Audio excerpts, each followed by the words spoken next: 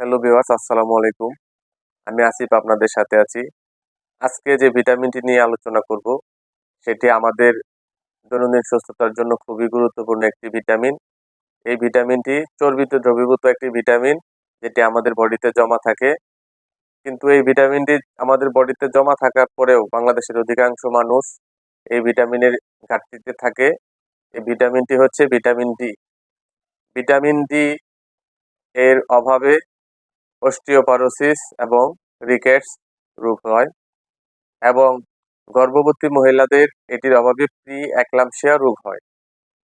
তো আমরা আজকে এই ভিটামিন ডিটা নিয়ে আলোচনা করব। ভিটামিন ডির অভাবে যে রোগগুলো হয় সেটাই মাত্র আমি বললাম। কিন্তু এটা কিভাবে আমরা পেতে পারি? এটা আমরা অতি সহজেই পেতে পারি। কিন্তু এটা অতি সহজে আমরা পেতে পারি, কিন্তু এরপরেও আমরা যারা আছি বা আমাদের বাংলাদেশের মানুষদের বডিতে এটা প্রায় অনেক লোকের বডিতে এটা কম থাকে।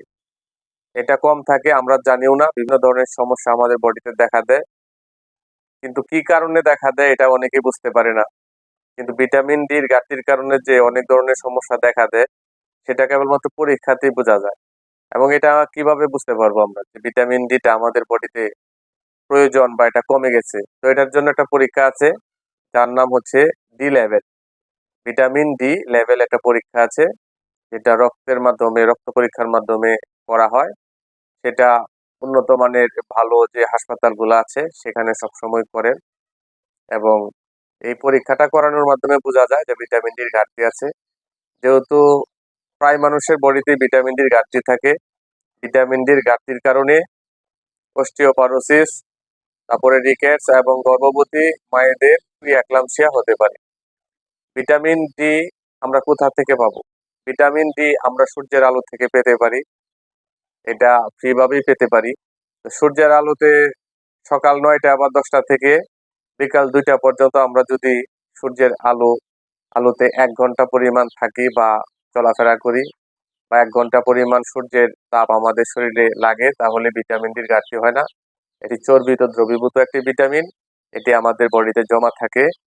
তাই আমাদের ভিটামিন ডির ঘাটতিটা আমাদের বডিতে প্রতিনিয়ত পূরণ করে রাখতে হয়, নয়তো বিভিন্ন ধরনের রোগ আমাদের শরীরে বাসা বাঁধে। আর দুধেও আমরা ভিটামিন ডি পেতে পারি। ভিটামিন ডি ছাড়া ক্যালসিয়াম কোনো সময় অ্যাবজর্পশন হয় না। ক্যালসিয়ামটাকে ভিটামিন ডি শোষণ করে বডিতে কাজ করতে সাহায্য করে। যদি আমাদের বডিতে ভিটামিন ডির পরিমাণ কম থাকে, কখনোই ক্যালসিয়াম আমাদের বডিতে অ্যাবজর্পশন হবে না বা ক্যালসিয়াম শোষণ হবে না। তো ক্যালসিয়ামটাকে শোষণের জন্য ভিটামিন ডি প্রয়োজন। তো আমরা প্রতিদিন অন্ততপক্ষে রোদে যেতে চেষ্টা করব, আর পাশাপাশি ভিটামিন ডি সম্পূরক খাদ্য খেতে চেষ্টা করব। আমরা দুধ খেতে চেষ্টা করব। যদি এটাও সম্ভব না হয় তাহলে ভিটামিন ডি লেভেল পরীক্ষা করে, বাজারে ভিটামিন ডি সাপ্লিমেন্ট আছে, বাংলাদেশে বেশ ভালো ভালো কোম্পানি এই ভিটামিন ডি ক্যাপসুল আকারে বা ট্যাবলেট আকারে বাজারজাত করেছেন। ওইখান থেকেও আমরা কিন্তু ভিটামিন ডির চাহিদা পূরণ করতে পারি।